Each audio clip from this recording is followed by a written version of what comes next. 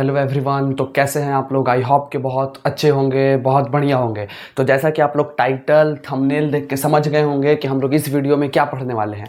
सबसे पहली बात आप लोग हमको ये बताइए कि मैथ्स में एक्स वाई जेड जैसे लेटर्स क्यों यूज़ होते हैं।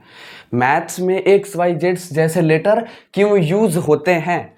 तो आज हम लोग अलजेब्रा का कंप्लीट बेसिक कॉन्सेप्ट को समझेंगे। आज हम लोग अलजेब्रा का कंप्लीट बेसिक कॉन्सेप्ट को समझेंगे। तो फटाफट, ठीक है, ज़्यादा लॉन्ग भी वीडियो नहीं होना चाहिए, जल्दी जल्दी समझते हैं। तो सबसे पहले हम लोग समझेंगे वेरिएबल के बारे में। क्या समझेंगे कि वेरिएबल क्या होता है। वेरिएबल सेकेंड वन हो जाएगा आपका कॉन्स्टेंट। ये सब बिना समझे हुए आप अलजेब्रा नहीं समझ सकते हैं। उसके बाद आएगा आपका टर्म, ठीक है। चौथा आएगा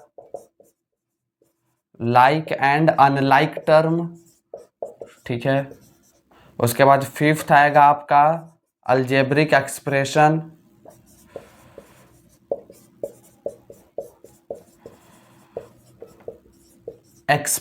and last and sixth one आएगा अलजेब्रिक इक्वेशन, ठीक है, कि इक्वेशन क्या होता है। That's it. अगर ये 6 चीज आप लोग समझ गए तो समझ लीजिए कि आप लोग का अलजेब्रा का बेसिक कॉन्सेप्ट कंप्लीट हो जाएगा। तो हम लोग जल्दी फटाफट से समझते हैं। तो वेरिएबल, ये जो वर्ड है ये वेरी से बना है। किस चीज से बना है?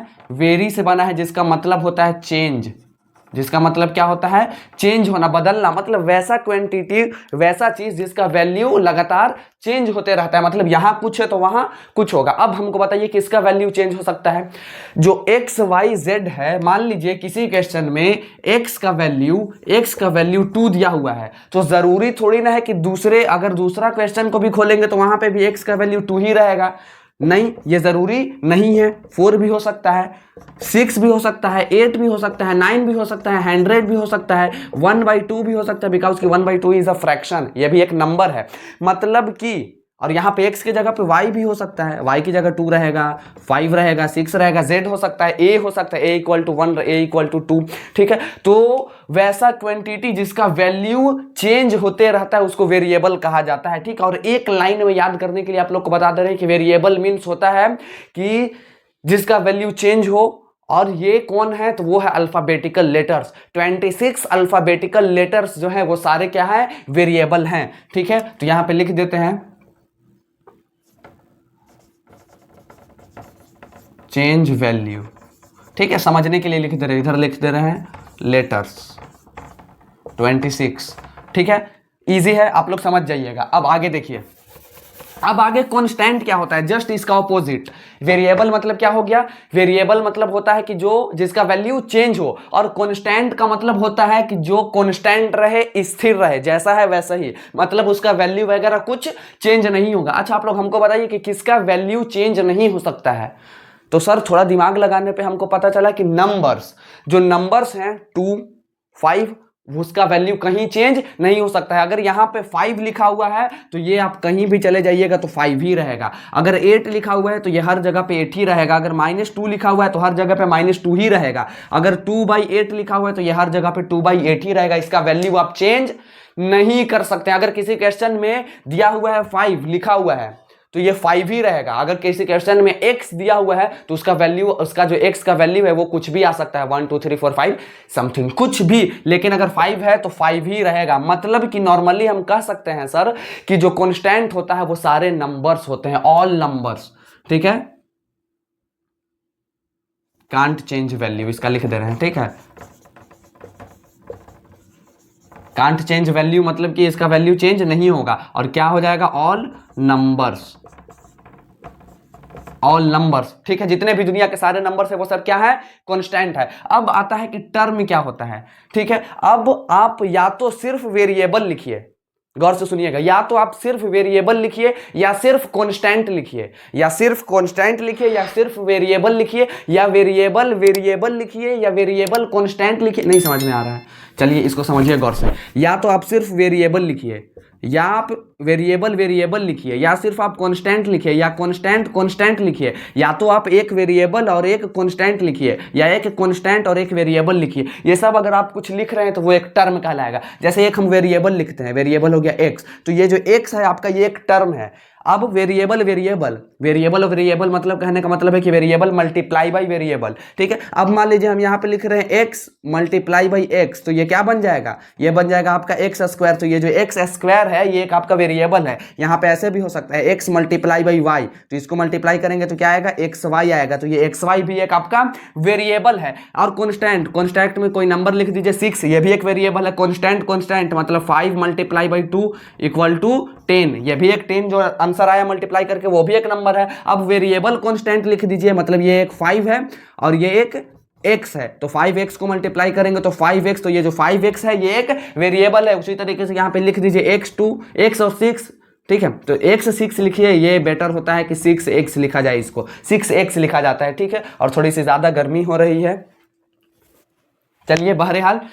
अब देखिए, अब टर्म आप लोग को समझ में आया, टर्म आया समझ में, या तो आप वेरिएबल लिखिए या कांस्टेंट लिखिए या कांस्टेंट वेरिएबल लिखिए या वेरिएबल वेरिएबल, इस टाइप का, वो सारे क्या कहलाएंगे, वो सारे आपके टर्म कहलाएंगे। अब देखिए आप लोग कि ये क्या होता है, ठीक है, कि लाइक टर्म और अनलाइक टर्म क्या होता है। लाइक टर्म में होता है कि अगर आपका वेरिएबल है तो वो सारा वेरिएबल रहना चाहिए। जैसे मान लीजिए कि हम लिख रहे हैं यहाँ पे 2x प्लस 5x, ये एक टर्म है, ये भी एक टर्म है, ठीक है। दो टर्म है, यहाँ पे दो टर्म को जोड़ा जा रहा है। अब बताइए, ये 2x मतलब 2 ठो x है और ये 5 ठो x है, कितना हो जाएगा, 2 ठो x और 5 ठो x। मान लीजिए ना कि 2 बोतल है और 5 बोतल है, तो 7 बोतल 7 बोतल, तो यहाँ पे ये 7x आंसर होगा।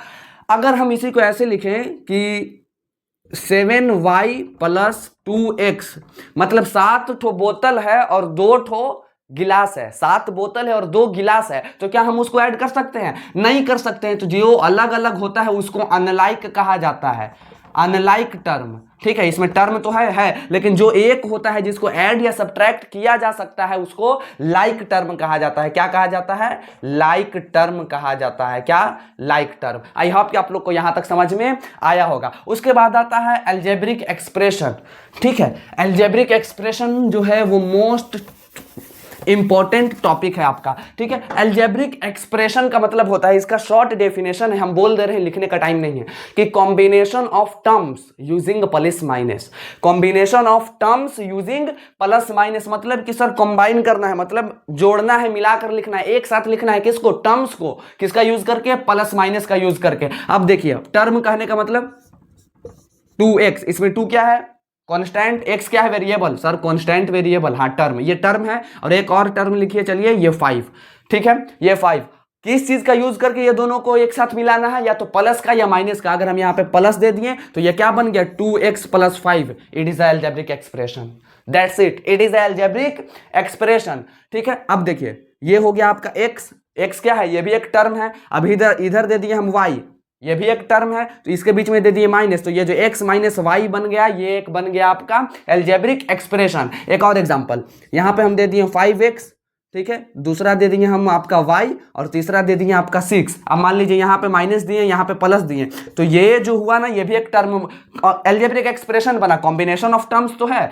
अलजेब्रिक एक्सप्रेशन में क्या होता है, उसको अगर हम तोड़ेंगे तो क्या बनेगा, सारे टर्म्स निकलेंगे। ये जो 5x है ये भी एक टर्म है, ये जो y है ये भी एक टर्म है, और ये जो 6 है ये भी एक टर्म है। तो अलजेब्रिक एक्सप्रेशन इसी को कहा जाता है combination of terms using plus minus. सिर्फ और सिर्फ उसको आप एक साथ जोड़ सकते हैं, किसका यूज करके, तो प्लस माइनस का यूज करके।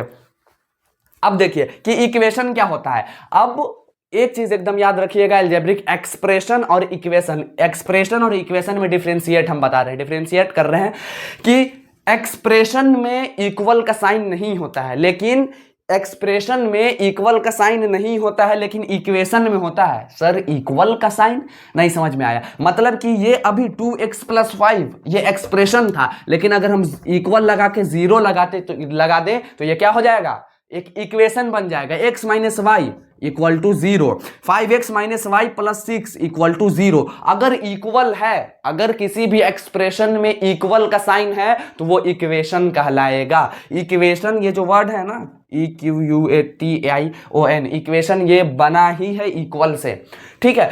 वैसा एक्सप्रेशन, वैसा कॉम्बिनेशन ऑफ टर्म्स जिसमें इक्वल आए। अब इक्वल आने का मतलब क्या है कि अब ये 2 है, गौर से देखिएगा, ये 2x है, ठीक है। अब ये 5 इधर है, उधर भी हम भेज सकते हैं, प्लस 5 है तो उधर जाएगा तो -5, मतलब ये जो है, अगर जिसमें इक्वल है वो नॉर्मली क्या कहलाएगा, वो आपका इक्वेशन कहलाएगा। यहाँ पे इक्वल आ रहा है, आ रहा है, ये बताइए 2x - 6 ये अभी इक्वेशन है, ये एक्सप्रेशन, तो ये अभी एक्सप्रेशन है, लेकिन इक्वल देके अगर कोई हम नंबर देना है तो दीजिए, नहीं तो अगर हम जीरो दे दें तो वो क्या बन जाएगा, इक्वेशन बन जाएगा। आई होप कि आप लोग को यहां तक समझ में आया होगा। इसमें से कोई चीज लिखने वाला चीज नहीं था, बस आप लोग गौर से समझ जाइए, ठीक है। तो आई होप कि यहां तक आप लोग को समझ में आया होगा। अगर मेरा वीडियो पसंद आया हो तो लाइक कीजिएगा, कमेंट कीजिएगा, शेयर कीजिएगा और सब्सक्राइब कीजिएगा। तो ऐसे ही अब हम लोग, आप लोग कमेंट करके हमें बताइए कि आगे किस टॉपिक पर वीडियो बनाना चाहिए, आप लोग को कौन सा टॉपिक समझना है, ठीक है, कौन सा टॉपिक समझना है। जो आप लोग को नहीं समझ में आता है वो आप कमेंट करके बताइए, उसके ऊपर भी हम वीडियो बनाएंगे। तब तक के लिए ऑल द बेस्ट, बाय।